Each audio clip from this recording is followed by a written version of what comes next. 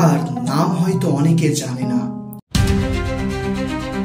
কিন্তু আজকের আধুনিক গণিত, কম্পিউটার সায়েন্স, এমনকি আপনার ফোনের অ্যালগরিদমেও যার ছাপ স্পষ্ট, তিনি এক রহস্যময় মুসলিম বিজ্ঞানী আল-খোয়ারিজমি। এক অজানা পথিক, যিনি জ্ঞানকে ছড়িয়ে দিয়েছিলেন পৃথিবীর পূর্ব থেকে পশ্চিমে।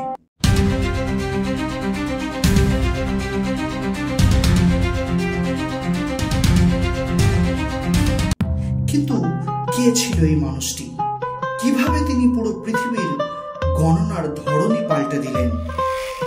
নবম শতকের বাগদাদ।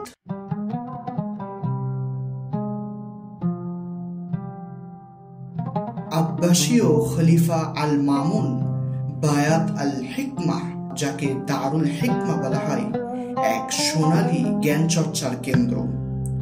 সেখানেই ছিলেন আল খোয়ারিজমি। তিনি শুধু একজন গণিতবিদ ছিলেন না, ছিলেন একজন দার্শনিক, একজন মানচিত্রবিদ এবং এক ধরনের প্রাচীন কোড ব্রেকার। তিনি লিখেছিলেন আল কিতাব আল মুখতাসার ফি হিসাব আল জাবর ওয়াল মুকাবালা, ইতিহাসের প্রথম অ্যালজেব্রার বই। এই বইয়ের নাম থেকেই এসেছে শব্দ অ্যালজেব্রা। হ্যাঁ, আজ যে অ্যালজেব্রা আমরা পড়ি তা শুরু হয়েছিল একজন মুসলিম বিজ্ঞানীর হাতে। তার নাম থেকেই এসেছে অ্যালগরিদম শব্দটি, অর্থাৎ আজকের কম্পিউটার বিজ্ঞানের গোড়ার ভিত তিনিই করে দিয়েছিলেন। কিন্তু এটাই শেষ নয়। আল খোয়ারিজমি এমন সব মানচিত্র তৈরি করেছিলেন যা 200 বছরের মধ্যযুগীয় ইউরোপকেও পথ দেখিয়েছিল। তার জ্যোতির্বিদ্যা বইয়ে এমন সব তত্ত্ব ছিল যা আরবের মরুভূমি পেরিয়ে পৌঁছেছিল আন্দালুসিয়া পর্যন্ত। কেউ কেউ বলেন তিনি এমন অজানা সূত্র জানতেন যা আজও আধুনিক বিজ্ঞান পুরোপুরি ব্যাখ্যা করতে পারেনি। তিনি কি কোনো প্রাচীন জ্ঞানের ধারক ছিলেন, নাকি খোদ হিসাবের ফর্মুলার মধ্যেই লুকানো ছিল এক মহাবিশ্বের রহস্য?